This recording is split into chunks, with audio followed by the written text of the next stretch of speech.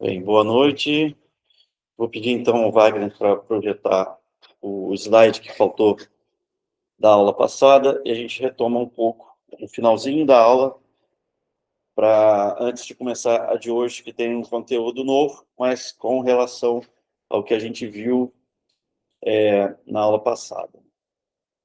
Bem, indo direto ao ponto, vocês lembram que a gente estava falando de aspectos, de questões e princípios, né, e conceitos bastante fundamentais do que a gente chama de linguagem cinematográfica, né? Ou seja, o que concretizou e o que consagrou a narrativa clássica no cinema, né? A gente entender que os filmes são, a gente entender e esperar, né, que os filmes sejam narrativas, histórias que estão sendo contadas com imagens e sons, né? Isso é uma experiência comum a todos nós que estamos imersos nessa cultura, pelo menos do Ocidente, mas não só, né? Hoje em dia é uma cultura global, né? Então, nós estávamos falando sobre princípios básicos, fundamentais, e íamos entrar numa outra questão, num outro capítulo, que também se relaciona com a questão da narrativa no cinema, né? Nessa capacidade que o cinema tem de nos contar histórias, que é a dramaturgia, especificamente no cinema, né? Quando a gente fala de dramaturgia, especialmente de dramaturgia clássica, a gente está se referindo principalmente à história, né, e a toda a construção narrativa, dramatúrgica do teatro, né? E o cinema herdou, né, emprestou, tomou diversas coisas do teatro como princípios que ele compartilha, que ele também lança a mão, né? E a gente vai ver que os filmes têm, se vocês forem estudar a fundo, né, essa questão, vão ver que os filmes têm elementos do teatro grego clássico, né, da tragédia grega, né, da estrutura aristotélica, né, da boa composição do drama. O que nós vamos ver aqui hoje é uma versão, ou uma adaptação, ou uma transformação dessas estruturas clássicas para um modo especificamente cinematográfico, mas que é análogo ao que o teatro clássico faz também em termos de organização da sua narrativa, ou, no caso do teatro, melhor dizendo, dos conflitos, né? O drama tem a ver com isso, com conflito, né? Com conflitos que são ordenados de uma determinada maneira. Também vocês podem trazer essa ideia e perguntar essa ideia de que a narrativa que inspirou o cinema também vem da literatura, né? Das narrativas, da literatura narrativa especificamente, né? E claro, isso também está correto, né? O cinema também se, se valeu, né, de muitas estruturas e muitas histórias, né, que antes eram livros e depois viraram filmes, como vocês sabem e já viram com certeza. Essa estrutura aqui é uma estrutura que ela foi feita para orientar a construção de roteiros cinematográficos, né? O paradigma de Sid Field. Sid Field é um autor norte-americano que trabalhou por muito tempo como uma espécie de, vamos dizer assim, alguém que socorria roteiros mal elaborados para dar a esses roteiros uma cara, uma feição, um potencial de atrair o público. Ou seja, essa estrutura dramatúrgica clássica, ela tem determinadas conformações, configurações, especialmente no que diz respeito à sua relação com o público, o tipo de relação que ela estabelece com o público, e é a relação predominante no cinema clássico, né, que é essa de manter a atenção, manter o envolvimento, além da atenção, o envolvimento do espectador nesse fluxo narrativo, né, nesse fluxo de acontecimentos e de conflitos que vão sendo mostrados numa determinada ordem, e é isso que isso é o ponto principal quando a gente fala de dramaturgia, né, que ordem é essa, né? É uma determinada ordem que cria esse efeito de envolvimento, de atenção, de surpresa, né, que no final das contas criam essa sensação que a gente tem como espectador de satisfação com o filme ou com teatro, ou com a peça, ou com o livro, né? Um livro especificamente narrativo, né? Que nossas expectativas de entretenimento, de vibrar com aquela narrativa são correspondidas, né? Então, o Sid Field, ele trazia assim, um modelo, né? Uma estrutura que, segundo a qual toda a narrativa deveria se estruturar, né? Ou seja, toda a história precisava estar estruturada de acordo com essa divisão em 3 atos, como a gente chama, para que o seu público obtivesse, no final das contas, essa sensação de prazer, de satisfação, de realização, de expectativas satisfeitas, né? Então, a estrutura que o Sid Field, e ele não é o único, né? É um exemplo de tantos autores que trabalharam com essa ideia de estrutura dramatúrgica, né? E muitos vêm, como eu falei no início, do teatro e da literatura, e vocês vão ver que vão encontrar outros autores que tratam dessa questão com algumas diferenças, mas fundamentalmente é uma mesma ideia, né, de controle da informação que é passada ao espectador. Então, para o Sid Field, um bom roteiro e, portanto, uma boa história bem contada, ela deveria claramente se dividir em 3 atos. O primeiro ato, o segundo ato e o terceiro ato. O primeiro ato seria aquele em que é apresentada uma situação com um determinado equilíbrio, e esse equilíbrio sofre uma perturbação, esse equilíbrio é rompido por um conflito, por uma questão, por um problema. O segundo ato, um pouco mais longo que o primeiro, né, e se a gente fosse dividir em minutagem, o primeiro ato seria aproximadamente meia hora, mas isso não é uma regra geral, tá? É só uma questão de proporção. O segundo ato, 1 hora, e o terceiro ato, mais meia hora. Então, seria um filme aí em torno de 2 horas, né? Mas isso é muito relativo, tá, pessoal? O segundo ato, então, ele seria o desenvolvimento desse conflito, mas o desenvolvimento desse conflito inicial, que perturbou o equilíbrio inicial, numa escalada, né? Numa crescente, né? Numa contínua complicação, né? Esse conflito inicial, ele vai se desdobrando, se complicando e conduzindo a um ponto limite que seria a sua necessidade de resolução. Aí nós começamos o terceiro ato, em que esse conflito inicial se desenvolveu, chegou num ponto em que ele precisa ser resolvido, e ele vai ser resolvido com um desfecho, com uma solução, né, para que o filme possa terminar. E aí, essa jornada do herói é uma das variantes desse modelo, com certeza. O Sábio perguntou, né? E essa resolução, para que o filme possa terminar, faz todo sentido. Por quê, pessoal?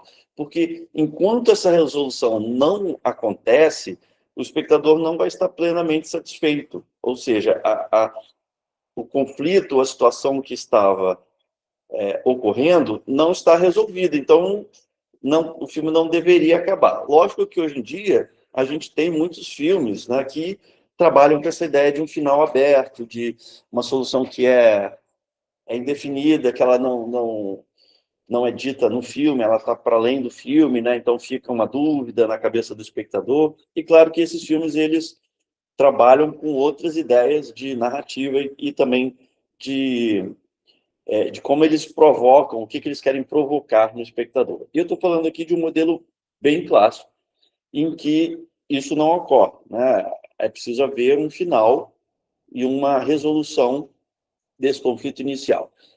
Além disso, além dessa divisão, é muito importante o que o Sid Field chama de plot point, ou seja, traduzindo para português, um ponto de virada. O plot point seria ponto narrativo, ou seja, é um momento da narrativa em que acontece alguma coisa que faz essa linha, né, crescente, essa linha contínua de ação mudar de rumo. Então, ela acontece aqui no final do primeiro ato, que ela que determina o incidente, né, o acontecimento que desequilibra a situação, o equilíbrio inicial, a situação inicial.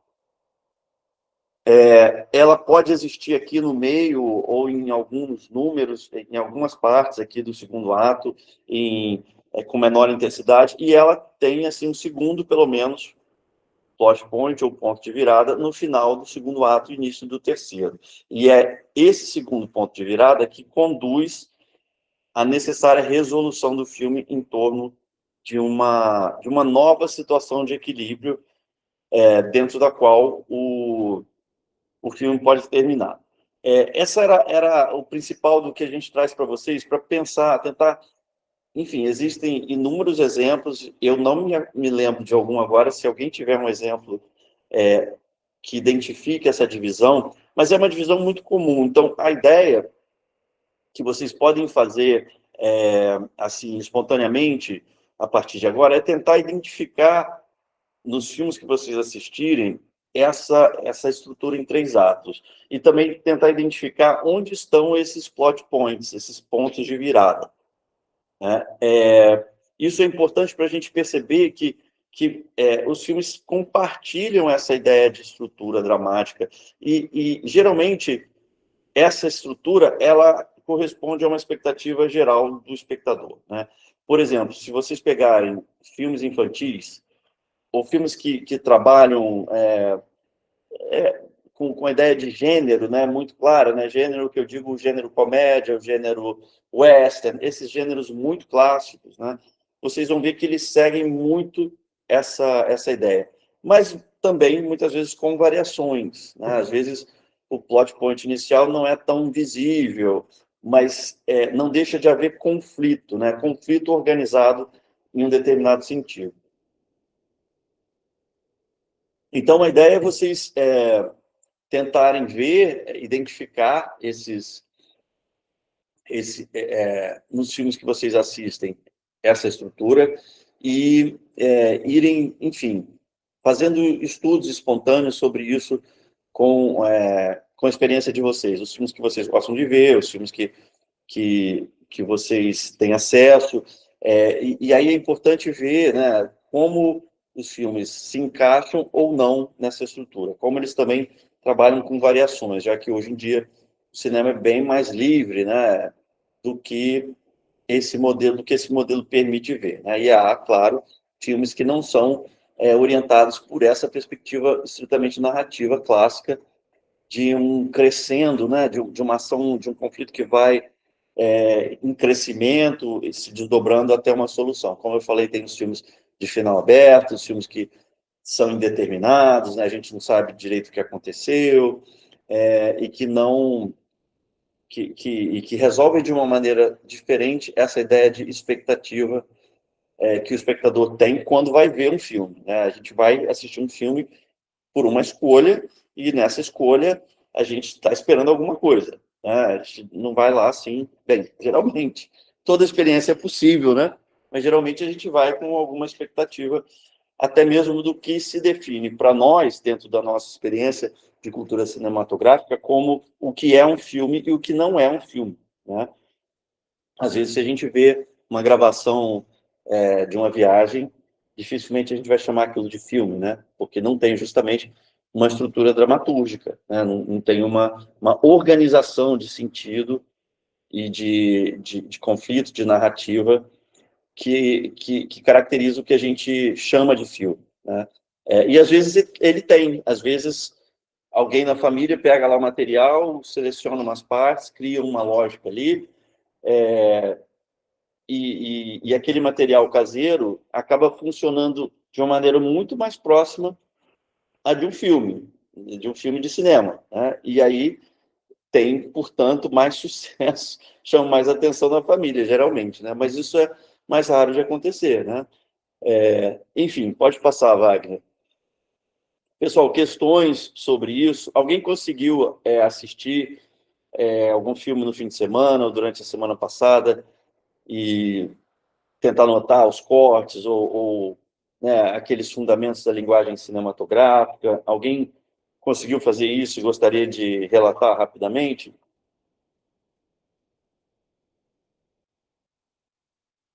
Não? Então, bem, a gente continua estimulando. Diz que Daniela quer falar? Pode falar. Então, eu assisti a um filme, na verdade, assisti a alguns e consegui fazer esse exercício de identificar o plano e os cortes. Eu estou fazendo também um curso de história de ciências, e eles passaram para a gente o filme, ele passou, né, o professor, o filme. Ai, deixa eu pegar aqui, que eu queria até saber onde é que a gente colocaria esse exercício, mas falando, tá bom. É, Esse exercício era só para relatar, enfim, era espontâneo. Não então. precisava relatar. E eu, Aliás. eu fiz ele escrito, mas Ótimo. não tem problema. É, ele é um filme de 1960 que. Ai, eu não anotei o nome do filme. Mas sobre o que é o filme? Então, era o ator principal, ele era um assassino. Na realidade, ele era um voyeur, ele ficava observando as mulheres e as assassinava, filmava e as assassinava. Então, o filme ele começa com ele observando através da lente de de uma máquina portátil, e ele vai observando a mulher subindo na escada, ela entra no quarto e ele a assassina. Então, assim, primeiro a câmera foca na mulher, ela subindo a escada. Aí ele passa, a câmera foca na porta e tem o corte. Aí ela entra no quarto, então começa, não vem a câmera não foca nela abrindo a porta e entrando no quarto, mas foca na porta e já passa para o outro plano que era no quarto. Uhum. Então, assim, eu fui fazendo esse exercício assistindo Ótimo. a esse filme. Porque o foco era em ciências desse filme, porque o pai dele gravou a infância dele toda através da câmera. Então, ele era acordado à noite com a luz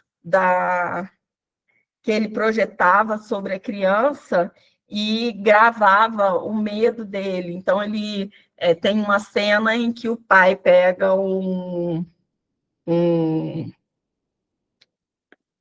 ai, não sei se era um lagarto, algum bicho desse, e joga em cima da criança e foca. Então, ele era um neurocientista que estudava o processo de desenvolvimento do medo na criança, e por isso ele foi sugerido para esse curso. Uhum. Que professor passou esse filme? Esse filme é provavelmente o Pimping Tom. É um filme É do. esse mesmo, É esse é Pimping esse Tom, mesmo, é um filme exato. do É. Michael Powell. E por acaso, assim, você teve um filme excelente para fazer esse exercício. É um É. filme super decupado em termos de o que é o olhar né? Ele reproduz um pouco na narrativa o que é o próprio olhar do espectador. Então, ele tem uma ambivalência entre esse peeping tom, né, que é esse, não sei, Voyeur. fuxiqueiro, É. como voyeur, né? Voyeur é a palavra que a gente usa, né? Ele se equipara um pouco ao lugar do espectador, né? Então, Isso. ele tem muito material, muito elemento interessante para justamente trabalhar como esses fundamentos da linguagem cinematográfica são usados, né? Então, Uhum. é um filme super arrojado, é um filme pouco conhecido até, né? Hoje em dia, né, além de ser um filme antigo, né, é um filme que talvez possa parecer um pouco caricato para a visão de hoje, né? Mas ele é Uhum. muito interessante desse ponto de vista da análise fílmica, né? Muito legal. Se quiser mandar para a gente, mandar para mim o que você escreveu, Eu, ótimo, porque a tá, gente dá um feedback. Tá ok. Eu posso Mas mandar muito pelo bom. e-mail? Sim, sim, por e-mail. Ok, Muito vou bom, encaminhar. Daniela. É um filme legal para ver, assim, curioso assim pelo tema, como você falou, e também por essa estrutura que ele tem, né, de jogar com o olhar, que é o olhar, Sim, como coincide o olhar do espectador com o olhar do assassino, né, do voyeur, né? Isso é muito legal. eu gostei muito. Ótimo. E casou um com o outro, né? Pois é, essa é uma boa coincidência, né? Um filme excelente para o exercício Foi que eu proposto. propus. E eu mesmo não lembrava dele, apesar de ser um filme que eu gosto bastante, mas eu não lembrava. E também não tenho ele aqui. Hoje a gente vai sugerir no final da aula dois filmes para vocês analisarem com a ajuda de um formulário, tá? Então é um exercício um pouco além desse que eu pedi, que a Daniela já fez aí com o Pippington. Mas, enfim, pode fazer também com outros filmes. A gente pode dar um feedback para vocês, quem quiser fazer sobre outros filmes. Bem, vamos entrar então na aula de hoje. Eu vou pedir boa noite, Jéssica. Vou pedir ao Wagner para projetar para a gente a aula de hoje. Aí pode já passar esses primeiros slides, Wagner.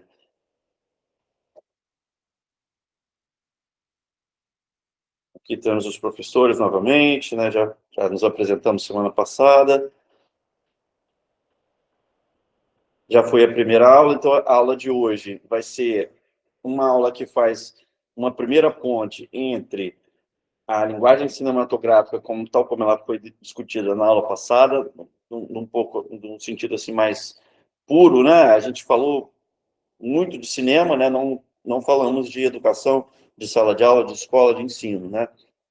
Mas hoje a gente já vai começar a estabelecer uma ponte do cinema com a escola por meio dessa ideia de uma reflexão sobre o público cinematográfico, né? Ou seja, como é que o público cinematográfico está ou não, como ele é interpelado ou não, como ele é provocado ou não pelos filmes, né?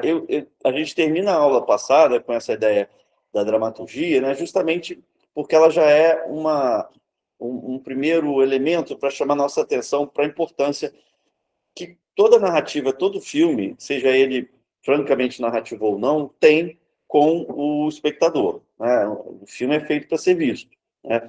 E esse elemento é muito importante quando a gente pensa a análise de quem é esse espectador e também a análise de filmes quando a gente leva esses filmes para o ambiente educativo, seja ele formal ou informal, né? Ou, enfim, qualquer que seja ele, a ideia de direcionar-se a um público vai continuar presente ali, né? E a gente chama essa ideia de endereçamento, ou modos de endereçamento. Então, a gente vai falar disso daqui a pouco. A professora Luciana vai trazer o conceito e explicar um pouco mais sobre esse ponto. Então, a nossa primeira ponte, né, indo em direção ao campo da educação. Pode passar, por favor, Wagner?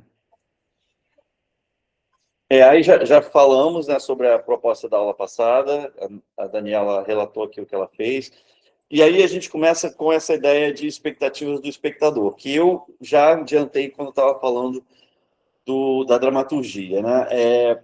Essa ideia, pode passar, por favor, Wagner? Essa ideia, ela tem muito a ver com a gente pensar a análise dos filmes e no sentido de analisá-los para saber como eles são feitos, que sentidos eles têm, etc. Muito a partir da ideia de que eles são feitos para serem vistos e que esse público que vai ver os filmes tem conhecimento sobre o filme, né? Tem conhecimento sobre o cinema, tem uma experiência prévia, né? E, portanto, expectativas. É um pouco do que eu estava falando quando justifiquei, de alguma maneira, a ideia de haverem regras, né? Essas regras elas têm um sentido de corresponder a essas expectativas, né? Então, a gente sintetizou aqui isso mesmo, uma certa previsibilidade, mas é uma previsibilidade num sentido até positivo, porque como eu falei, a gente escolhe ver os filmes com uma determinada expectativa, né? Um certo anseio de que aqueles filmes nos tragam alguma coisa, né? E isso pode ou não ser correspondido. A previsibilidade pode ser ruim, no sentido de que você está vendo uma história recontada de uma maneira sem graça, sem interesse, ou a previsibilidade pode ser reforçada no sentido positivo, né? Essa história correspondeu ao que eu espero, que eu gosto de ver no cinema, né? Então, a gente sintetizou aqui 5 pontos sobre essa ideia de expectativa do espectador, né? E a mais forte dela, né, é que o espectador vai assistir um filme sabendo muito sobre esse filme. Isso não quer dizer que ele sabe o final, tá? Não é isso. Isso quer dizer que ele sabe determinadas ideias sobre a concepção e a linguagem ou como a narrativa de um filme deve ser. Foi isso que eu estava falando agora há pouco, né? Então, a primeira coisa aqui, né? Primeiro dessas expectativas, né? Que as convenções de linguagem sejam usadas de um modo previsível e conhecido, né? Ou seja, você tem ali uma certa organização espaço-temporal que você já viu em outros filmes, que você sabe identificar, você sabe o que elas significam. Um pouco no sentido do que a gente falou na aula passada sobre aquele filme dos bombeiros, né? Ali tinha uma organização, né, da edição, da montagem das imagens que a gente, como espectadores contemporâneos, estranhava, né? A gente podia até entender, né? Mas a gente estranhava porque ela não correspondia exatamente ao que a gente está acostumado hoje em dia, né? Um outro exemplo aqui, que está aqui no slide, é essa ideia do campo contra campo. O campo contra campo é muito usado, por exemplo, em sequências de diálogo entre 2 ou mais personagens, né, em que a câmera mostra o personagem que está falando. Então, qualquer filme que vocês vão ver, né, a grande maioria dos filmes vai ter alguma sequência com isso. Telenovela também, né? Até no jornalismo você encontra essa ideia do campo contra campo, né, que é o que alguém vê e o que é visto, né, uma alternância. Na aula passada também a gente viu um contra-exemplo disso, um diálogo, aquele diálogo do filme Acossado, em que a gente só via um dos atores falando, a atriz falando, né? Essa sequência de planos, ela era feita com saltos, né? Com saltos, com pulos, né? A imagem meio que saltava, né? Então, aquele é um exemplo de um filme que, na sua época, não correspondia a uma convenção específica de linguagem, né? Até hoje ele não corresponde, se a gente pensar estritamente no campo contra campo, como uma convenção rígida, né?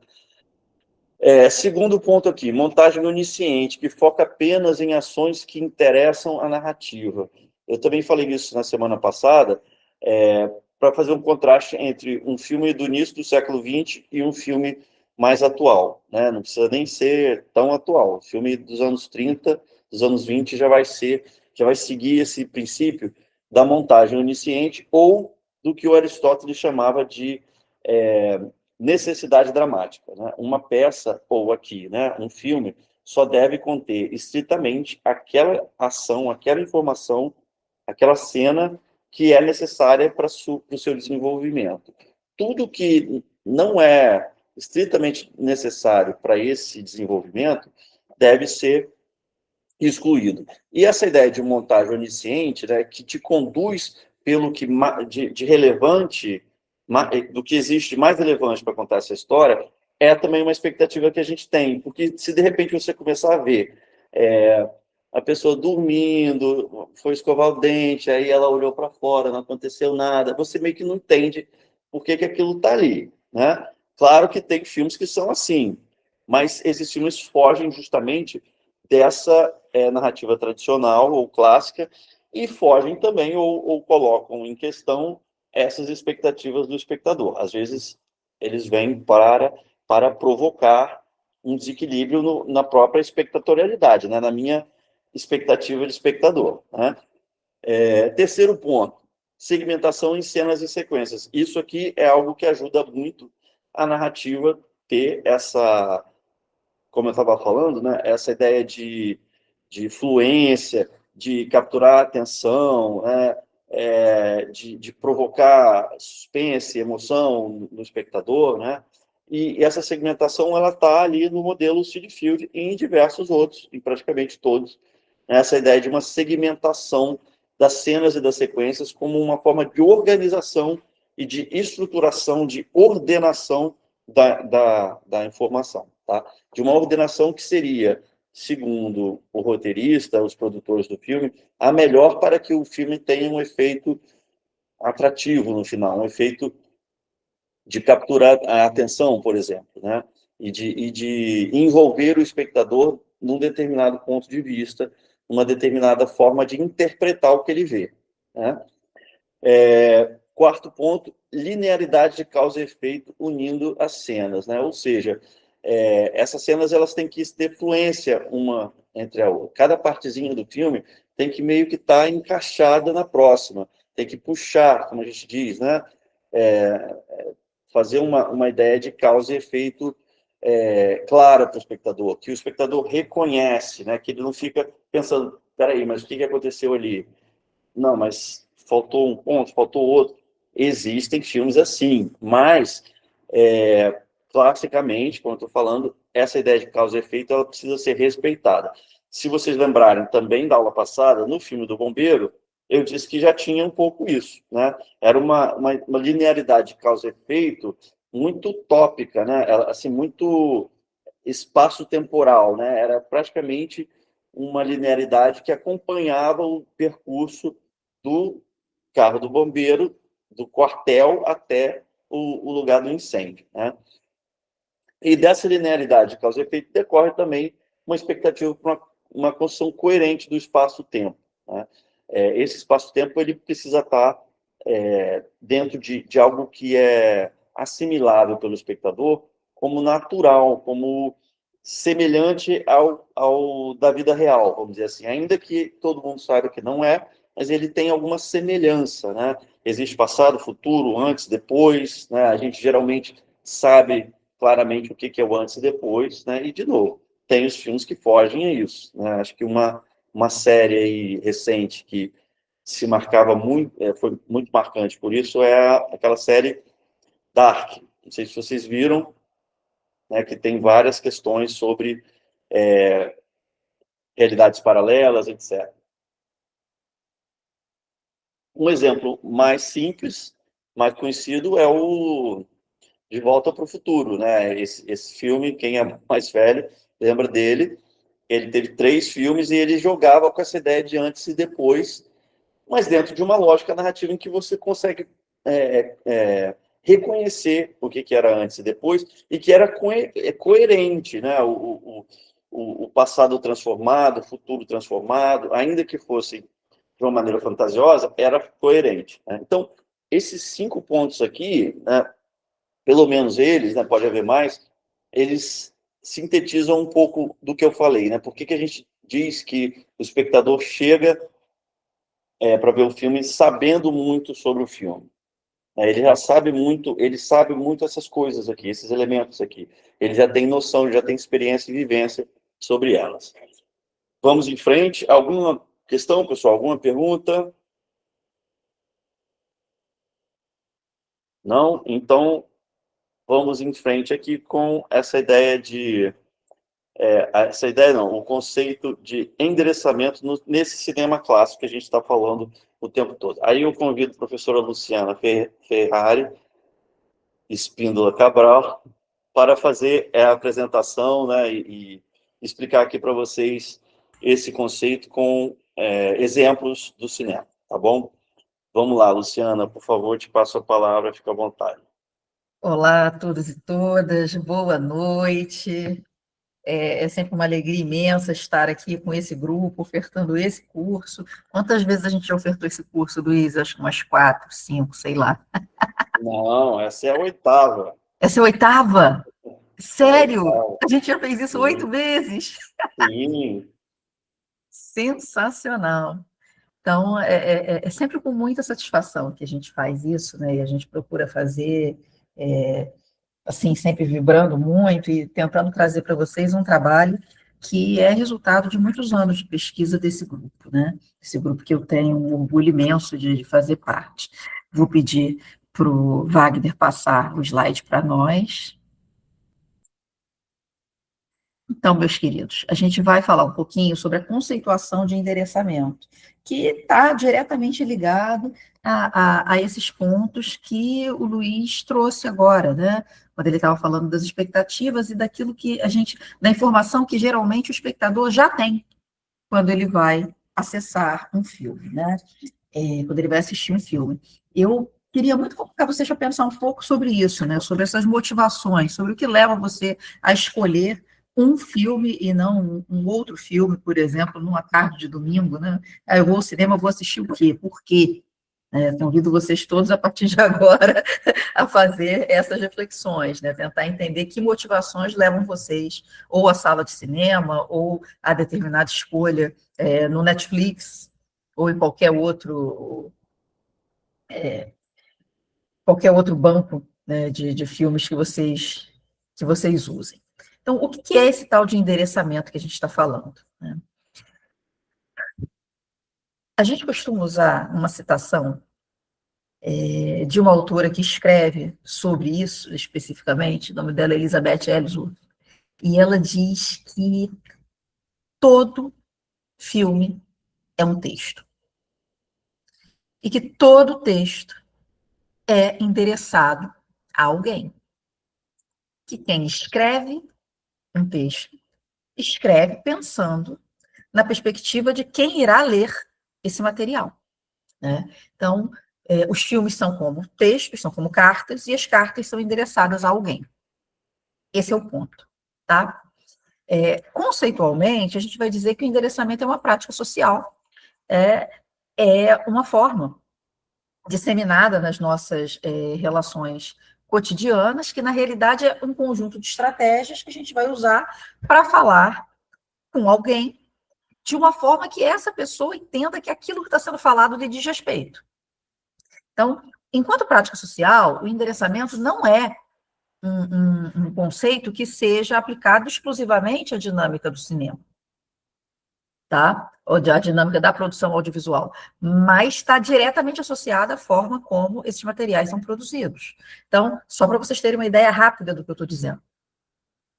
Quem sai de casa para assistir, por exemplo, um filme infantil, dificilmente sairá de casa sem uma criança para fazer isso, porque sabe que esse filme foi endereçado àquela criança e não a esse indivíduo adulto que está levando aquela criança.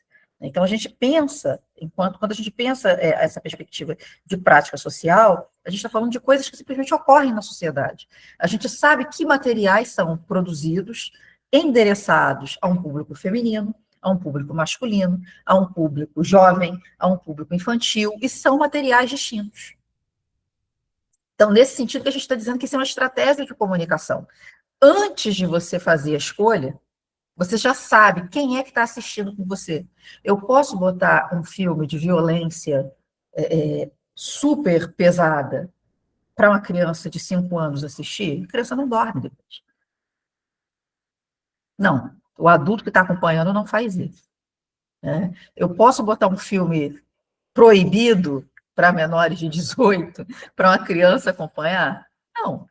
Então, a gente tem essa noção daquilo que pode, daquilo que não pode, daquilo que está sendo ofertado para um determinado grupo ou para um outro grupo, né?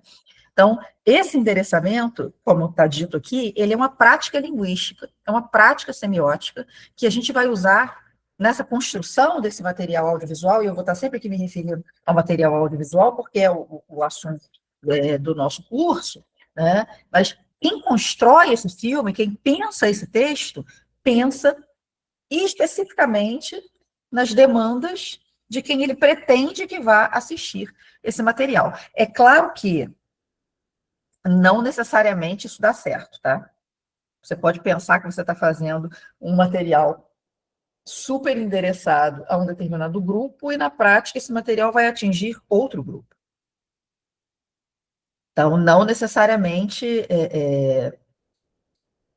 essa relação vai ser direta. o endereçamento erra. A gente pode colocar dessa forma. E é bom também que ele erre, né? Porque alcança outros públicos.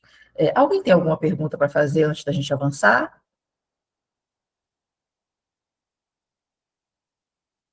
Tem alguma coisa no chat aqui? Eu nem abri, agora que eu estou vendo. Não, sem perguntas. Não, tem não. Pode. Vamos avançar?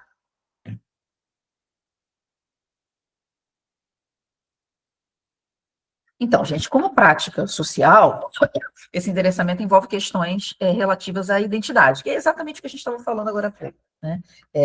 No caso aqui, eu usei bastante exemplos relativos à identidade de faixas etárias, né? Então, esse sujeito que vai assistir esse filme, ele se identifica enquanto uma criança, enquanto um adolescente, enquanto um jovem adulto, as formas como ele vai se relacionar com o filme são diferentes, e o tipo de filme que ele vai procurar também é diferente. E mesmo entre o público infantil, essa identidade relativa a essas faixas etárias também são distintas, porque uma coisa é você botar uma Peppa Pig para ser assistido por uma criança de 2 anos, 3 anos. Outra coisa é você achar que uma criança de 10 vai assistir isso e vai achar legal. Não, não vai. Né? Então, essa identidade dos sujeitos, e eu estou aqui falando de faixa etária, porque a faixa etária é algo prático e rápido de ser compreendido. Mas eu podia estar falando, por exemplo, de gênero. Tem determinados filmes que a gente chama, né, de, isso é filme de menina. Vamos assistir um filme sobre a Barbie. Vamos assistir um filme de princesas. Isso é filme de menina. Não é assim que a gente fala? Então, a identidade de gênero também é relevante nessa escolha. Aliás, tem gente que fala também em filme de menino, né? Porque agora a Disney lançou um filme para os meninos. Espera aí, é para a família toda ou é só para os meninos? Não sei, né? Mas, enfim, a gente pode falar também de identidade racial, determinados filmes que são... E assim, estou falando de filme porque a gente está falando de obra audiovisual, mas eu vou contar para vocês aqui um exemplo, uma vivência que eu tive há muito pouco tempo, com a minha chefe, que é uma mulher branca, que me convidou para ir com ela ao teatro, assistir uma peça chamada Macacos. Aí fui eu assistir Macacos, no Teatro Riachuelo, no centro da cidade. A peça, aplaudidíssima, 3 horas de peça, as pessoas empolgadíssimas. A mim, enquanto mulher negra, não me acrescentou nada. As pessoas brancas todas do entorno muito impactadas. Tudo aquilo que ele falou para mim era óbvio. Nenhuma novidade. A peça muito bem desenhada, mas claramente identificada para letrar sujeitos brancos. Né? Ele não estava falando para... Quem escreveu aquilo não estava pensando num espectador negro. E na medida que o seu olho vai ficando treinado, a gente consegue ver isso, né? O que foi produzido para pessoas brancas, o que foi produzido para pessoas negras, o que foi pensado para um público infantil, o que foi pensado para um público adulto, as camadas dentro do público infantil, o que é um filme para a primeira infância. Um filme, aliás, geralmente não é nem um filme, geralmente é um desenho curto, porque o tempo de atenção dessa criança também é menor. Uma coisa é ele assistir 5 minutos do Peixonauta, outra coisa é ele tentar assistir 2 horas do Peixonauta. O tempo de atenção também é diferente, né? Então, todas essas relações são pensadas por quem produz esse material audiovisual, e tudo isso está diretamente relacionado a essa dinâmica de endereçamento, né? Pensar esse endereço enquanto prática social, que envolve questões de identidade, e aí, quando eu estou falando de questões de identidade, que identidade é essa que eu estou falando? Estou falando do se identificar enquanto homem, se identificar enquanto mulher, se identificar enquanto adulto, enquanto criança, enquanto jovem, se identificar enquanto uma pessoa negra, se identificar enquanto uma pessoa branca.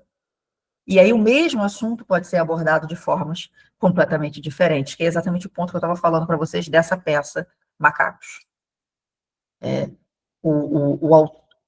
A forma como a peça era didática, a forma como a peça ensinava o que é racismo, não podia estar falando com uma pessoa preta que está cansada de saber o que é racismo. Né? Então, Isso vai ficando evidente na medida que você vai sendo mais estimulado a identificar essas camadas de endereçamento, essas possibilidades distintas de endereçar um material. Vamos passar, por favor? Vamos falar da especificidade do gênero, né? Eu quero que vocês observem essas duas figuras, e aí vocês vão ver aqui. Um salão de beleza e uma barbearia. Qual é o produto que é vendido por um salão de beleza enquanto carro-chefe? O que as pessoas geralmente vão fazer no salão de beleza? Mas tudo bem. Mulheres vão fazer muitas coisas distintas no salão de beleza, né? Você vai pintar a unha, você vai cortar o cabelo, você vai escovar o cabelo, você vai... Enfim. Mas, de uma maneira geral, você pensa... Cortar o cabelo é um produto que é vendido em qualquer salão de beleza. Não necessariamente pintar a unha, mas cortar o cabelo, com certeza, qualquer salão de beleza vende esse serviço. Não é um produto, é um serviço. A mesma coisa uma barbearia. Qualquer barbearia oferta esse serviço do corte de cabelo. A pergunta que fica é por que eu não entro numa barbearia para cortar o meu cabelo? Por que eu passo direto pela barbearia e vou ao salão de beleza? Por que essa imagem da barbearia não fala comigo? Não endereça esse estabelecimento a mim. Eu sei que não é para mim.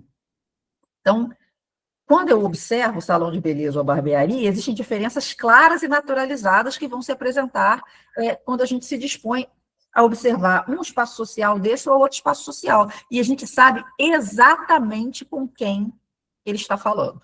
E aí, aqui, tornando mais complexo o exemplo, existem salões de beleza hoje especializados em atender um determinado tipo de mulher. Existem salões de beleza especializados em atender crianças. E tem que ter. Talvez numa barbearia você não encontre uma cadeira infantil. Será que tem muitos pais levando os seus filhos para cortar o cabelo? Ou quem está fazendo isso é a mãe? Se quem está fazendo isso é a mãe, onde é que você vai encontrar a cadeira infantil? No salão de beleza, né? Aquela cadeira que cabe a criança certinho? A criança tem uns 5, 6 anos? Que não é a cadeirona? Será que a gente encontra essa cadeira com facilidade em barbearias? O sábio está dizendo que tem. Mas é comum, sábio?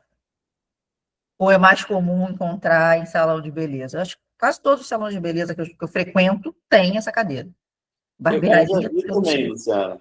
Mas eu acho que isso reforça o seu argumento, porque assim, a identidade de gênero ela também vai sendo reforçada desde criança, porque o pai leva o filho no barbeiro e geralmente a mãe leva a filha no salão de beleza, né? Geralmente isso é reforçado, né? Eu já vi em barbeiros que tinham essa cadeirinha, geralmente é um carro, né? Legal, né? Um carro. É o pai levando o filho. Eu nunca vi um pai levando a filha. Mas, assim, pessoal, isso é interessante porque nada dessas práticas, né? Uma mulher pode entrar numa barbearia, né? Um homem pode entrar num salão de beleza, né? Não vão ser impedido de comprar o serviço. Mas a conformação das dinâmicas de gênero na sociedade, dos endereçamentos de gênero na sociedade, vai, no mínimo, causar uma estranheza para as outras pessoas, né? O que essa mulher está fazendo aqui na barbearia, o que esse homem está fazendo no salão de beleza. Mas não é proibido, da mesma maneira como não é proibido a mãe levar o filho, né? Enfim, todas essas combinações. Wagner quer falar. Na época em que meus meninos eram pequenos, eu os levava à barbearia e o barbeiro improvisava. Ele colocava uma tábua unindo os braços da cadeirona e aquela tábua virava o assento da criança, né? Então era um improviso, não tinha uma cadeira especial, mas ele dava um jeito de deixar o menino sentado ali à altura suficiente para que o cabelo fosse cortado com tranquilidade. Ótimo exemplo também, porque mostra como a criança se tornou cada vez mais um consumidor, né? Acho que eu me lembro também de ir barbeiro assim, né? Com a tábua, né? Que não tinha essa cadeira do carrinho, né? Que a criança reconhece, aquela cadeira é para mim, né? Ela está ali para mim, eu devo cortar cabelo ali, eu quero cortar cabelo ali, né? Quero cortar o cabelo ali porque tem essa cadeira. Agora, o que eu tenho visto e achado cada vez mais interessante nas barbearias é um conjunto de outros serviços que as barbearias têm ofertado para atrair cada vez mais esse público masculino, né? Me chama muita atenção, assim, quando a barbearia oferta várias outras coisas. A barbearia oferta um chopp, por exemplo. Embora, eu vou dizer para vocês que eu já tomei cerveja no salão de beleza, mas isso é raro. É mais comum servir um café, uma champanhe. Já tomei tudo isso no salão de beleza, inclusive a cerveja. Mas é bem menos comum do que eu tenho visto enquanto oferta em barbearias. A Larissa quer falar alguma coisa? Larissa? É, Maiara. Que é Maiara, isso. Maiara. É que foi comentado que não é restrito, né, essa questão de ser direcionado, endereçado, mas inclusive existiu um caso no Brasil e existe uma barbearia em Lisboa que limita o público exclusivamente ao público masculino. As mulheres não são atendidas se forem lá e em algumas ocasiões elas nem podem entrar. É um direcionamento de público restritivo mesmo. Totalmente direcionado. Aí aqui no Brasil teve uma polêmica uns 8, 9 anos, que a menina foi com um colega, ela queria ser atendida na barbearia e tal, e o barbeiro se recusou a atender ela, e a dona, é uma mulher, disse assim, nem eu circulo entre os clientes, porque só atende o público masculino. Foi uma apropriação bem restritiva, né, do direcionamento de público. Interessante essa... Hoje em dia tem barbearia nudista, então, assim, essas conformações da especificidade, elas vão ganhar novos olhares, né? Mas, enfim, pessoal, eu acho que o interessante é que vocês entendam como o endereçamento, ele não é simplesmente uma coisa de cinema, ele está muito além de cinema, ele é uma prática que a gente desenvolve diariamente para falar com... É diferente a maneira que eu falo com meu irmão, é a maneira que eu falo com um aluno ou com uma pessoa que eu não conheço, né? Tudo isso são práticas de endereçamento, né? E também está visível semioticamente, né? A gente vê que se você estiver andando numa cidade que você não conhece e estiver procurando, estiver precisando, como a Luciana falou, cortar o cabelo, faz toda a diferença se você é homem ou mulher, como você identifica nessas imagens, dessas fachadas, o lugar apropriado para o seu, especialmente se você estiver num país estrangeiro, que você não queira causar uma polêmica, um constrangimento, né, num lugar que você não tem muito conhecimento sobre a cultura local, e mesmo em regiões diferentes do mesmo país, né, isso pode acontecer, né, regiões mais machistas, menos machistas, mais cosmopolitas ou não, enfim, o importante é isso, que vocês percebam que o endereçamento é algo disseminado na sociedade, né, em diversas das nossas práticas cotidianas, inclusive até mesmo no cinema, né. Então, vamos lá, né? Podemos passar, por favor. Ainda falando a quem se destina, né? Os exemplos com o público infantil são maravilhosos, porque é muito fácil identificar a quem se destina, né? Então, a gente bate o olho nesse material e você entende rapidamente que é um material produzido para crianças, né? Então, você bate o olho nesse produto, né? Esse produto aqui é para ser comprado por alguém que tem o recurso, portanto, um adulto, mas um adulto que compra para quem? Compra para uma criança, né? Então, e essas crianças precisam entender que esse produto é destinado a elas. Então, quando a criança entra na loja, ela sabe qual é a seção que tem aquilo que é para ela, e ela vai direto lá, né? E aí, que elementos são esses que a gente está vendo nessas figuras? As cores vibrantes, os desenhos de traços mais simplificados, a presença da imagem de uma outra criança. Isso tudo remete à ideia de que esse material foi produzido para um público infantil e não para um público de indivíduos adultos. E mesmo no material, você vai encontrar também a faixa etária da indicação, que foi já o que eu falei para vocês. Será que um jogo do Peixonauta ou da Peppa Pig é indicado para uma criança entre 10 e 12 anos? A Casa do Mickey Mouse da Disney é um desenho indicado para uma criança de 10 a 12 anos? Ou não? Inclusive, as empresas, né, os donos dos canais, já têm pensado nisso de maneira tão profissional que existem canais específicos para a primeira infância. Você tem lá o Nickelodeon e o Nick Júnior, por exemplo. Você tem o Disney Channel e o Disney Júnior. E o que passa no Disney Júnior? A Casa do Mickey Mouse da Disney, em vários horários. O que passa no Disney Channel? Um conjunto de coisas, que inclui, inclusive, filmes de ação, séries que vão falar de namoro, porque tem toda uma relação com o público que é mais adolescente, que é completamente diferente desse público que assiste a Casa do Mickey Mouse, que não passa de 5 anos de idade. Né? Então, essa questão da faixa etária, ela está, inclusive, sendo cada vez mais refinada, porque o público pré-escolar é diferente do público alfabetizado, que é diferente do pré-adolescente. Né? Então, isso que a gente chama de infância, para o mercado que produz não só produtos diversos, mas também uma produção audiovisual, esse mercado é segmentado por faixa etária.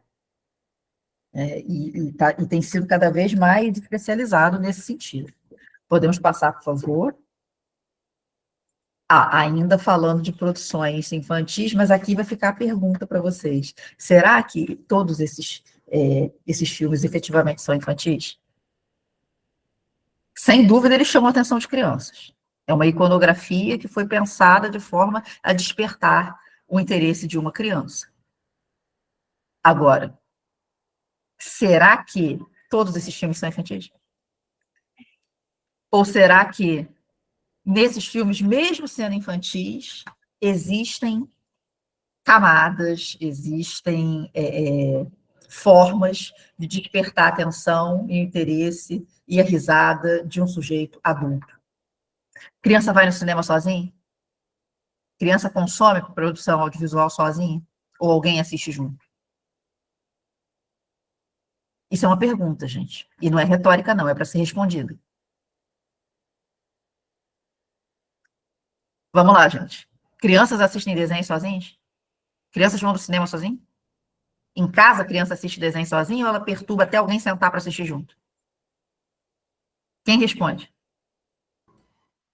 Eu acho que em casa tem casos que vê sozinho, sim. Pode pedir ajuda para colocar, mas eu acho que fica vendo por um tempo, pelo menos. No cinema, não. No cinema precisa do adulto ali responsável. Não vão ao cinema sozinhos. Alguém já respondeu aqui. Alguém aqui já foi cooptado a assistir um desenho junto com uma criança em casa? Ou não? Ou as crianças sempre assistem sozinhas e esse é o padrão? Eu sempre fui junto com meus filhos. A gente vai e acaba assistindo porque precisa, né? Até porque aquilo que você falou é uma verdade.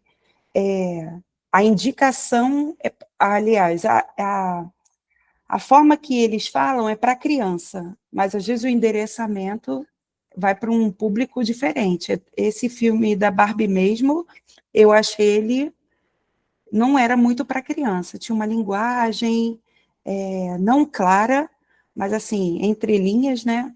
Bem para um público adulto, assim, jovem adulto, né? Eu achei que ele não ficou dentro da faixa etária proposta, não.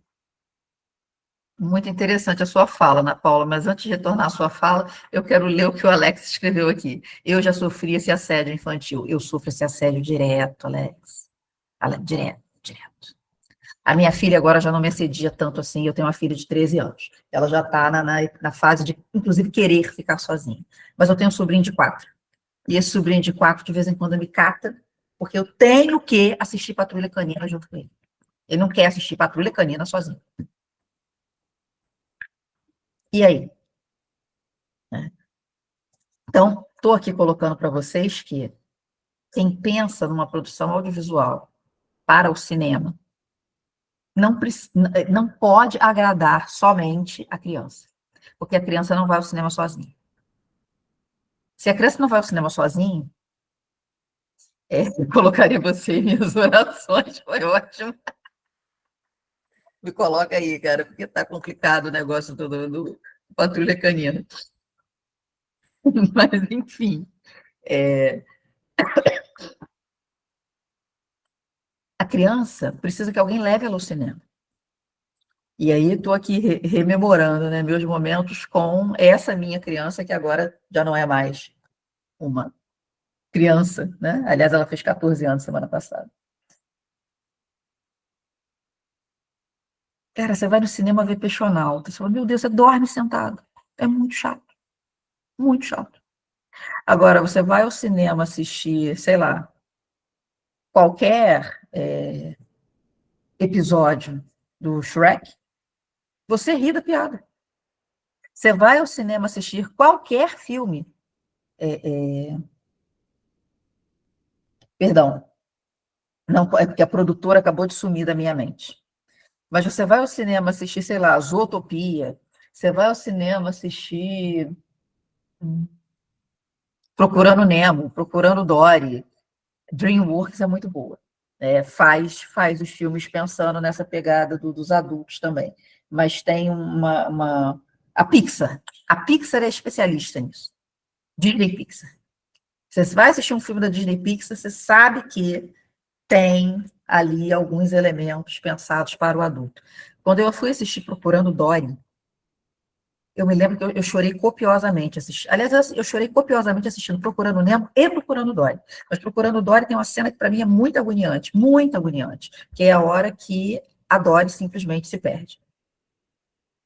E por que é muito agoniante a hora que a Dory se perde? Porque a mãe procura por ela desesperadamente. A mãe entra em desespero. E aí, para uma mãe assistir aquela outra mãe entrando em desespero, você se desespera junto com ela. Eu não assisti aquele filme me colocando no lugar da criança que se perdeu, mas da mãe que perdeu o filho. Eu acho que não existe, dentro da imaginação materna, algo que possa ser mais doloroso do que perder um filho. Não consigo conceber algo que seja pior do que perder a minha filha. Então, aquilo me deu uma ansiedade, me deu um minuto de desespero, e a satisfação que você tem na recomposição da família, a felicidade que é gerada, né, as emoções que são cultivadas, também são para chamar a atenção do adulto que assiste junto. Então, é um filme que tem camadas. A gente vai dizer que ele tem camadas de endereçamento. Eu estou falando de filmes que não são os que eu coloquei aqui na imagem, né? Então, aí agora eu volto para o ponto que a Ana tinha colocado, ao ver a Barbie, as chamadas para o filme da Barbie. Tudo muito rosa. Inclusive, na época, né, vários paratextos, né, como a gente fala, vários anúncios e revistas, e muita coisa na internet, vários outdoors, tudo muito rosa. Tinham caixas de Barbie em todas as lojas de roupa. A Riachuelo tinha uma caixa da Barbie, e aí a gente era muito estimulado a entrar na caixa, a fingir que a gente era boneca. Que menina nascida após a década de 50 não teve uma Barbie? Ou não quis ter uma Barbie? Então, as adultas de hoje brincaram de Barbie. Então, é uma coisa que remete, se não foi pensado para a criança, remete à criança que existe nesse adulto. Tá? E aí fomos ao cinema, todos vestidos de rosa, assistir Barbie. Eu fui na vibe Barbie total. Me vesti inteiramente de rosa, minha filha foi inteiramente vestida de rosa, minha mãe foi conosco, inteiramente vestida de rosa. Fomos 3 Barbies pretas, quer dizer, eu e minha mãe pretas, minha filha bem mais clara. Fomos lá, as 3 vestidas de Barbie, assistir esse filme. E aí, quando a gente chega lá, a gente tem essa, abre aspas, surpresa. O filme não é infantil. O filme não é nada infantil. Não tem nada de infantil naquele filme. O filme da Barbie discute patriarcado. É um filme para reflexão. Não é um filme para o entretenimento leve. O filme Barbie discute patriarcado. A Barbie fora da caixa, a Barbie que vê o mundo, a Barbie que entende o quão nociva a própria figura da Barbie é. Sempre magra, sempre perfeita. A Barbie que pensa um pouco fora da caixa está isolada, né? Então, é um filme que te convida à reflexão. Luiz levantou a mão. Abriu o debate. Não, só a gente não vai estender o debate, porque tem outras coisas aqui, mas eu acho que é importante esse filme, é um bom exemplo, porque é recente, mais conhecido, que circulou mais, né, mais visível, porque não é só uma questão de idade, de faixa etária, é também uma questão de gênero. É um filme que torce, né, no sentido de desloca demais a posição do espectador masculino também, não só da criança, né? Porque não só porque a protagonista é uma mulher, isso é muito comum hoje em dia, tem vários filmes que têm isso, ou a personagem feminina, mas o lugar do homem é um lugar de um antagonismo, é um lugar, vou resumir na seguinte palavra, incômodo, né? O espectador, o filme é construído de maneira a colocar esse lugar tradicionalmente masculino como aquele que o homem como que rege a ação, ou aquele que é o elemento central com o qual todos se identificam, inclusive as mulheres espectadoras, né, como um herói, essa figura clássica do herói, ele é deslocado, ele não é o herói, ele é o antagonismo, é o cara que é idiotizado, e é o idiotizado que tenta romper de uma maneira subreptícia, desonesta, né, a ordem estabelecida no mundo da Barbie, né, que não se conforma com aquela ordem, né? Então, há um deslocamento também do lugar de gênero. É lógico que isso dá muito debate, né? Não estou aqui estimulando a gente a entrar nisso, né? Mas, para vocês pensarem que o endereçamento nesse filme, ele está relacionando camadas de faixa etária e também de gênero, pelo menos, né? Aí eu acho que vai ter outras também, né? Que a depender do espectador, diferentes espectadores vão perceber essas camadas, né? Perfeito, Luiz. E aí eu vou passar aqui um pouco mais rápido pelos outros filmes que estão aqui representados, para a gente poder estabelecer algumas discussões, né? Eu gosto muito desse exemplo da Princesa e o Sapo por razões muito óbvias, né? Vocês estão olhando para mim, vocês estão vendo, vocês estão discutindo com uma neguinha, né? Vocês estão discutindo com uma mulher negra. E a Disney, de uma maneira geral, é um imaginário muito branco. Tudo é muito embranquecido. E no meio desse contexto de muitas princesas loiras e lindas, a Disney lança, no mesmo ano da eleição do Barack Obama, uma princesa negra, que é a princesa Tiana, do filme A Princesa e o Sapo. Essa princesa endereça a um determinado consumidor, que está muito para além do consumo do filme, mas de tudo aquilo que é gerado a partir do filme. Porque não é só o filme. Você tem o filme, a boneca, a roupa, a tiara do cabelo, o estojo de lápis que a criança vai levar para a escola, a mochila, a sandalinha, uma série de coisas que remetem àquela princesa que eles lançam naquele ano. E geralmente é uma princesa a cada 1 ou 2 anos, né? Tem sido assim. Passaram muito tempo só com 3 princesas, né? Muito tempo com Branca de Neve, que é a mais velha, Cinderela e... quem é a outra? A outra clássica.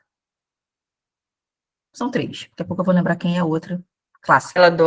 Bela Adormecida? A Bela Adormecida. São as 3 de antes da década de 60. Muito tempo só com elas. A partir da década de 80 começam a surgir as outras, com outras posturas, inclusive, né? A Bela Adormecida, por exemplo, não é protagonista do próprio filme, né? Se você assistir o filme e prestar atenção, você vai ver que a protagonista daquele filme é Malévola. E tanto o protagonista do filme é a Malévola, que chega um determinado momento que eles criam, bem mais recentemente, né, o filme da Malévola. Muito justo, porque é ela que conduz aquela história. A Bela Adormecida dorme o filme quase todo. Mas voltando para o ponto, estava falando aqui da princesa e o sapo. Num momento político em que os olhares do mundo estão voltados para uma liderança de um homem negro, né, que assume a presidência do país de maior relevância econômica mundial, política econômica mundial, a Disney lança uma princesa negra. Está informando alguma coisa para aquela população que elegeu aquele homem. Por mais que eles digam que não, mas é a minha leitura, por exemplo, do contexto. Por que esse filme não foi lançado antes? A população negra já estava lá. A partir de que momento que essa população passa a ser entendida enquanto um consumidor em potencial? Quando ela passa a ter um determinado poder político, né? Então, essas coisas estão relacionadas. Assim eu entendo que estão relacionadas. Eu bato o olho aqui nesse pôster, eu estou vendo que é um produto infantil. Por que eu sei que é um produto infantil? Tem um animal ali que foi humanizado. O próprio estilo, né, do desenho animado, por que não é uma foto? É um desenho, porque isso também infantiliza, né? As cores. Então, você tem um conjunto de estratégias aqui que são utilizadas, tanto na Princesa e o Sapo, quanto no Shrek, que também tem essa coisa da humanização de animais. O que pode ser mais fofinho do que o olhar do gato de botas pedindo socorro? Com aqueles olhos esbugalhados, assim. É fofinho demais, né? A gente humaniza, dá sensações e desejos humanos a esses animais. Isso é um processo também de infantilização desses personagens, né? Endereça a um público infantil. Mas será que Shrek está endereçado só ao público infantil? Alguém aqui assistiu qualquer um dos filmes da série Shrek? Todos eles têm falas, piadas, contextos que só são plenamente compreendidos por um adulto. Logo no primeiro, se não me engano, né, quando é apresentado o Lord Farquaad, ele é muito baixinho. E tudo dele é muito grande. O cavalo dele é muito grande, o castelo dele é muito grande, tudo dele é gigantesco. Né? E aí o Jaime, né, já colocou ali, né, que é para compensar o tamanho. Né? E o Shrek fala isso num determinado momento do texto. E aí, talvez as crianças presentes não tenham a plena compreensão do que foi dito, porque não é explícito, que é uma compensação, a genitália, não é, tá? Mas está dito.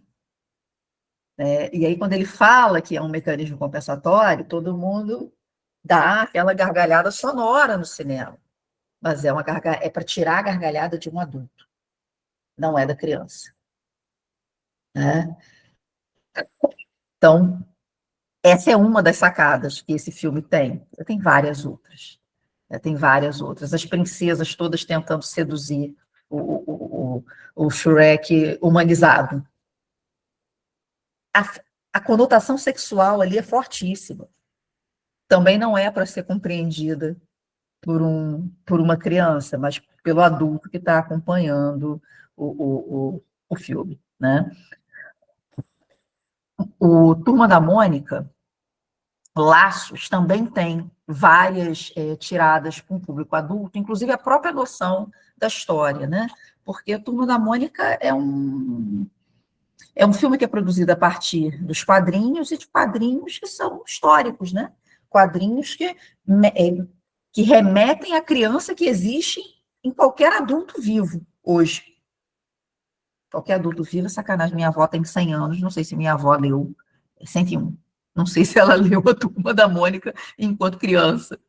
Provavelmente não. Mas pensa aí numa pessoa de 60 anos para cá, né? Que já é um idoso, alguém de 60 anos já é um idoso, provavelmente essa pessoa já leu Turma da Mônica. Então, remete a esse público infantil. Mas a própria dinâmica do filme faz com que a gente olhe, você está vendo que é uma história infantil, protagonizada por crianças, que também tem aqui essas cores fortes, né? O vermelho, o amarelo, uma menina que brinca de boneca. É claro que está endereçado a um público infantil. Mas no meio do filme, do nada, aparece o próprio Maurício de Souza sendo o jornaleiro. Será que a criança sabe quem é o Maurício de Souza? A trilha sonora desse filme, quando toca Fagner, quem dera ser um peixe, quem dera ser um peixe, para em teu límpido aquário mergulhar. Será que alguma criança sabe que música é essa? As mães cantam dentro do cinema. Eu sei porque eu assisti esse filme no cinema, com essa minha criança que agora tem 14 anos. Então,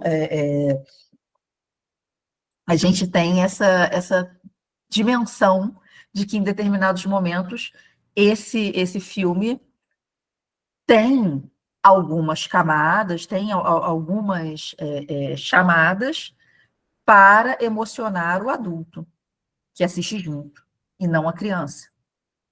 Assim como eu falei, de qualquer filme da Pixar faz isso. Mas é que Procurando Nemo e Procurando Dory chocam muito quando eles mexem demais com as emoções que são paternas e maternas, com essa coisa do desaparecimento de uma criança e do desespero desse adulto que vai atrás dessa criança. O protagonista do Procurando Nemo também não é o Nemo. O protagonista do Procurando Nemo é o pai dele.